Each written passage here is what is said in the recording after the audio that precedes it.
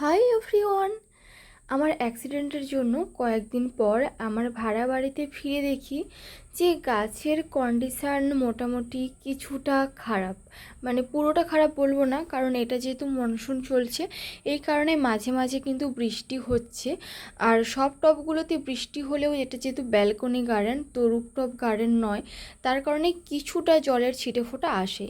তো এই নয়নতারা গাছটা দেখুন, এর আপডেট আপনাদের অনেক আগে দেখিয়েছিলাম। এটা পুরো কুঁড়িতে ভরে গেছে, নতুন নতুন 3টে ফুলও ফুটেছে, সঙ্গে নতুন ব্রাঞ্চও এসেছে। আর এই মানি প্ল্যান্টের গাছটাতে জানেন মাত্র 2টো পাতা আমি লাগিয়েছিলাম, আর আজকে তার অবস্থা দেখুন কি সুন্দর ডাল হয়ে এদিকে ছড়িয়ে এসছে। এছাড়াও এখানে অ্যালোভেরা গাছের তো গ্রোথ এমনিই হয়ে থাকে, ওর জন্য বিশেষ কোনো যত্ন লাগে না। আর এই অরেঞ্জ কালারের পটুলাকা গাছটা দেখুন, পুরো আমার ড্রেসের সঙ্গে ম্যাচ হয়ে গেছে, কি সুন্দর দেখতে লাগছে।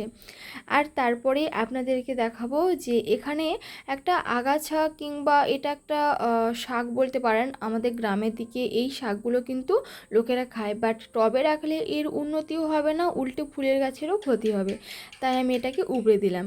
আর এখানে হ্যাঙ্গিং টবে আগের বছর একটা পটুলাকা লাগিয়েছিলাম ইয়েলো কালারের, সেটা কিন্তু মানে অন্য সিজনে মারা গিয়েছিল, বাট এই মরশুমে এই যে হ্যাঙ্গিং টবে যতগুলো পটুলাকা গাছ আছে সবগুলো কিন্তু নিজে থেকে আবার মাথা চারা দিয়ে উঠেছে। তো দেখুন এই ইয়েলো কালারের ফুলটা কি সুন্দর। আর এখানে কিছু ঘাস হয়েছিল যেগুলো শুকনো হয়েছিল, তো ওগুলো আমি পরিষ্কার করে দিলাম। আর আমার পাম গাছটা দেখেছেন তো কতটা উন্নতি হয়েছে। এটাকে আমি ঘরের মধ্যে রেখেছিলাম, তখন কোনো উন্নতিই হচ্ছিল না, তো বাইরে এসে দেখাচ্ছি দেখুন এই যে পটুলাকা গাছটা, এখানে অনেকগুলো ভ্যারাইটির পটুলাকা আছে, পলিনেশন করা আছে। তো এই টবটাকে দেখুন পুরো কুঁড়িতে ভরে গেছে। আর এখানে একটা তরমুজ গাছ হয়েছিল, সেটা আমি তুলে ফেললাম। তরমুজ গাছের গল্পটা আপনাদের বলি। আমার হাজব্যান্ড বলতে পারেন একটু অলস মানুষ, তো ও কি করেছে তরমুজ খেয়ে ওই বীজগুলো একটা টবে ফেলে দিয়েছিল, আর সেখান থেকেই অনেকগুলো গাছ হয়েছিল। বাট আমি যেহেতু অনেক দিন পর বাড়ি গেছি তাই গাছগুলো কিন্তু জল না পেয়ে মারা গেছে। কি মনে পড়ছে আমার সেই প্রিয় বোগেনভিলিয়া গাছটাকে। এর গ্রোথটা দেখুন, এই গাছটা প্রায় 3 মাস আগে মতো হঠাৎ করে দেখছিলাম যে এর নতুন ডাল বেরিয়েছে। এই গাছটা একটা আমার রিলেটিভের বাড়ি থেকে এনেছিলাম, আপনাদের বলেছিলাম। বর্ষায় গাছের গ্রোথটা দেখুন কতটা বেড়েছে। আর এছাড়াও আমার জানলাতে আমি অপরাজিতা গাছ লাগিয়েছিলাম, ওটাও প্রায় জড়িয়ে জড়িয়ে হয়ে গেছে।